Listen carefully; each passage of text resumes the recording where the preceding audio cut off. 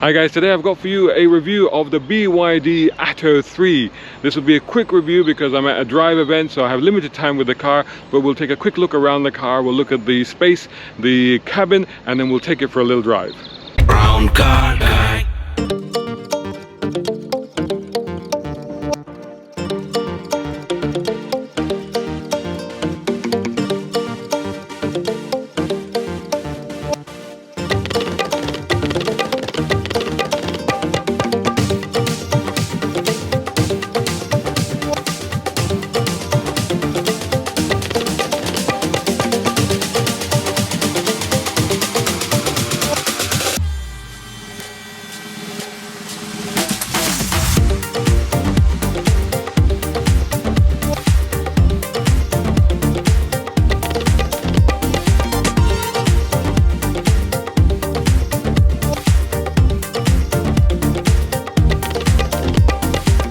So let's take a look at the boot first, and it's a little button there.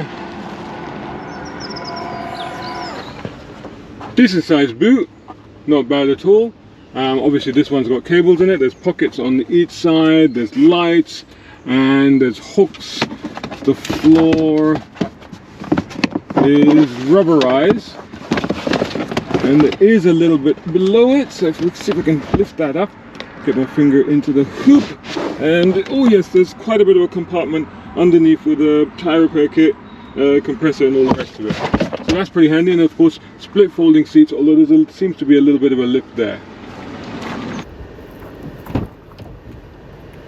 So here we are, check these out. I do love these, and they have a real guitar-like quality to them. It's something unique, it's something quirky, something a little bit different that really makes it stand out, gives the interior a little bit of a personality that most interiors don't have. And talking of personality, look at the arrangement for the tweeter, and that's actually your handle there. So that's quite nicely done. Look at the various trim there. That's soft, that's quite hard, but that's quite nicely done. And then you've got the leather seats, which are actually very, very nicely done. I mean, very, very soft to the touch. Leather-like, so very good. The floor space looks good, so let's get in. Right then, so here we are inside it, and again, you know, it really stands out even when you look at it from here. The design of the door, they've put a lot of effort into just sculpting the doors and making them look really, really interesting. That's cool. And then of course here as well, I mean, again, more design detail. The amount of design detail in this is extraordinary. Those are vents, so it was one vent actually, but it feeds both sides. You got BYD design. Design is an element here, that's for sure. You got USB-C, a little pocket there. The floor is not too bad actually. My knees are not that much higher than I would normally expect in a car. Normally electric cars, sometimes they feel a little bit higher, but this one's okay, of course, because batteries are normally kept in the floor. The sculpture of the seats again are beautifully sculptured, so very, very nice. Generally quite comfortable back here. Headroom is good. There's a reading light there. Shoulder room is fine. I believe the headrest could go up, so that's much better to do it like that. And then of course you've got an armrest, which is there with cup holders, and of course there is actually, this is closed at the moment, but there's a panoramic sunroof as well, so it's pretty cool. This is nice. Let's see what the front is like. Oh, do you like that?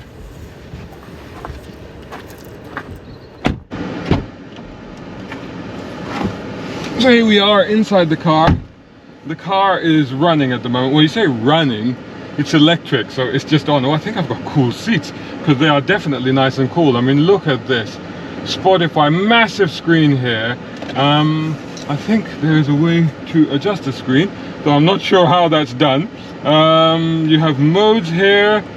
Don't know what that does. What does that do? There's a little screen here. Check that out. Tiny little screen there. That's your instrument panel. On there you've got your speed, miles per hour. You've got your battery. 98% there. You've got your range, 257 miles, battery kilowatt, etc. Look at again the sculptured door panels. The guitars are here, the vents, the beautiful. This is really, it's so nicely sculptured. Look at the design element of this. I mean, that's just not a regular thing. That's nice, soft, kind of foamy, in fact, that is. And then you have a glove box, which is pretty nice. Well, pretty average really. Now this screen, I thought there was a way of moving the screen, but I can't. Look at that. So we can have it this way, or we can have it a portrait mode, or we can have it landscape mode, as you like. So if you're a Tesla driver, you might want it this way, and if you drive other cars, you might want it this way, to whatever you're more comfortable with. Again, the great vents here with these, look at these fins. I mean, they're just beautifully sculptured, and not just one layer, but like double layered. So nicely done. There's your wireless charging there. This is a gear lever, so at least it has a selector, and it's got unlock. Then you've got reverse neutral drive. Park is the button there, and there's your actually bejeweled. Look at the way that the start button, or the start script, is inside that crystallized start switch, which is quite amazing. Volume control, hazard lights, and all the rest of it. Cup holders with twin levels. That's interesting. There's a deeper one there, not so deep one there. And I think, oh yes, you can actually remove that, so you could change the level of that if you wanted to now. And then also we have a pretty deep glove box. Steering wheel, very nicely done. Again, nice bit of sculpture. Look at the design pattern on here, and then you've got remotes on the steering itself. Indicators are where you would expect them. And what I can tell you is that this is the top of the range design. This is the BYD Atto 3 design, and it's about 38,990, so just under 39,000 pounds. The range actually starts at 36 and a half, so 36,500. 60 kilowatt battery, 260 mile range, as you can actually see on this one, and 0 to 62 miles per hour in 7.3 seconds. So let's I'll put more spec and stuff on the screen because we have a very short time with the cars. Let's take it for a drive. Brown car guy.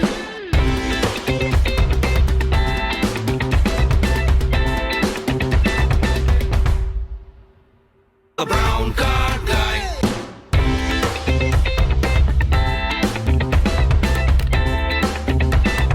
Brown car guy. Let's take this for a little drive. So the BYD Atto 3, oh okay, nice bit of acceleration. I mean, not super quick. Let's see if we've got drive mode. So we're in sports now.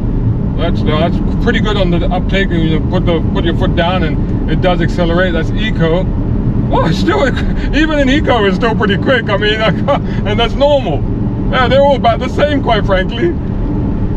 Yeah, they're all about the same. I guess what they're doing in eco is just depending on how much fuel, I was going to say fuel, depending on how much energy you use, they're probably sort of configuring it in such a way as to be mindful of how much energy actually gets used and how the consumption is affected. In fact, if I just go through that again, eco, 256 miles, normal 256, it's showing the same thing every time. So it's actually not changing at all the range, because often on electric cars, when you change the modes, it automatically changes the range as well, because obviously the range is impacted by, well, the use of how you're going to be driving the car. So that's all cool. Now, ride actually is really good on this car, because again, it's one of those things with electric cars that you often find quite a brittle, quite a rough ride, but actually, no, it's unfair to say rough, but certainly brittle, and sometimes a little bit jarring because the platform is so hard. But to be honest, in this particular case, I'm really not feeling it. It's absolutely fine. It feels very smooth. Obviously, it's very quiet. There's no simulated noise that I can tell in this car. It seems to be very quiet, as you would expect from an electric car. So, no issues in that sense. Have we got navigation on this thing? Once I plugged my phone in, and it straight away went to Apple CarPlay, as you would expect. And I guess, you know, that's part of how it should be. But the whole screen took over. It's like the biggest Apple CarPlay I've ever seen. You know, it was that sort of thing. So pretty spectacular. All-round visibility is okay, but the rear visibility is a little bit tight because the rear window is quite narrow. A bit more pillar box style, but don't forget, I mean, it's a car that's fully equipped with all the cameras and all the rest of it, so it shouldn't really be a problem. Nice wing mirrors, not an issue on each side. Forward visibility, not a problem, and also quite easy to place the car, because actually the way that the bonnet is sculpted and the way the fenders are sculpted on each side, you can quite easily see where they are. So, you know, again, we're on a bit of a restriction here in contraflow sort of thing, and it's quite easy to place the car through that and not have to worry about the extremities of the car, so that's not really an issue. The brakes seem to have a little bit of a feel to them, in the sense that not the feel of the braking, but an actual kind of vibration that actually you feel in the pedal itself. Now, I don't know if that's something to do with regen or whatever, but it's kind of weird. It's almost like it's, you know, electronic brake that you can actually feel it moving, or it's very, very subtle. It's not something that will put you off, but just because I'm being very picky and I'm just looking at how things feel, and every time I press the brake, I definitely feel a kind of vibration through it, not in a bad way, but just in a sense that it feels, well, alive in an electronic sense, if you see what I mean. It's kind of weird, but anyway, but it's fine though, and the braking itself is absolutely fine. You know, it comes to a halt. A little bit more effort, I think, than I was expecting there. I don't know if this thing has got one pedal mode. I can't see any button to indicate that. I can't see any way to select that at the moment. There's a mode button on here. What does that do? Oh no, that's just the stereo, that's just the entertainment. So I didn't want that. So now that I've done that, can I go back to home? It doesn't do, it says go connect, and I don't want to go connect. There's a home button right there, and you're back to home. So that's pretty handy. And then I can hit nav, and then straight away I get the map again. So that's quite cool. So that's pretty straightforward. So far we're on some very quiet but quite narrow country roads, and again, you know, the size of the vehicle has not been an issue. It's very easy, like I said, to place, but also it seems to suit these roads quite well. Not really feeling a problem at all with this. Seating position, no issues at all. I mean, the knee leg room, not an issue. Yeah, I mean, there's a little shelf here as well, which I forgot to mention earlier, so that's quite handy, but no problem. Headroom is good, elbow room, not an issue. Steering feel, I mean, steering actually feels quite meaty, which is quite nice. I mean, obviously there's no feel through this thing, but it feels meaty, it feels very well weighted, and it's exactly as you would expect it to be. So not a car that you're going to check around, but feels fairly well planted, not an issue. Yeah, all round, all good. So again, great performance. And that rear window, it does come down quite a bit actually. So, you know, to get a view of the distance, sometimes you have to duck down a little bit, but it's not too bad. So again, just trying out the performance now, and yeah, straight line, not an issue, very stable, keep speed very easily at all, quiet, a little bit of road roar. You certainly can feel the noise from the tires, but otherwise generally pretty serene, pretty easy, just coast along, pretty effortless, I would say. I haven't lost much in terms of battery percentage, still seems to be fine, not really an issue there at all. So yeah, I mean, it scrabbles a little bit, but holds the road really tightly, just chucking it into that corner there. But quite confidence inspiring, with a little bit, like, just a little bit of personality there, as the wheel just hooked and spun a little bit just to get you tighter into the corner. So that's, I don't know if it's got torque vectoring or anything like that, but I wouldn't be surprised. But it's not that it didn't like do the sport pivoting thing. This is not a sports car, don't forget.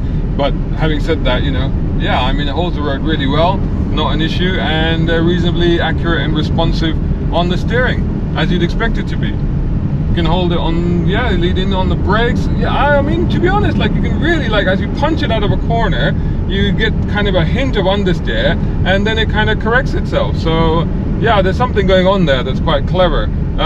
So yeah, all around, very, very good. So there you go, there's a quick drive review of the BYD Atto 3, another great contender in the EV segment, very refined, but what I really like about the car is its level of equipment, the level of stuff that you have in here, but also the way that it's designed. I mean, there's something don't forget, we spent a lot of time sitting inside the car rather than staring at it, so it's nice to have all of these different surfaces and materials and designs to basically take them in when you're driving along. That's a good thing, so well done. Anyway, let me know what you think of the BYD design, or Atto 3 design. Brown car guy. Hope you enjoyed that video. If you did, please hit the like button and share this video as well if you can. And while you're at it, check out these guys who also sponsor my content. I am deeply grateful to them because it helps me to buy new equipment, put fuel in the cars, and yes, buy a cup of coffee. You can do the same. Just go here, or right here on YouTube. Just hit these three little dots down here and click on thanks. Make sure you're signed in first. My content is free, but this is how you can help me keep it that way. I may even send you a gift. Oh, by the way, watch this next.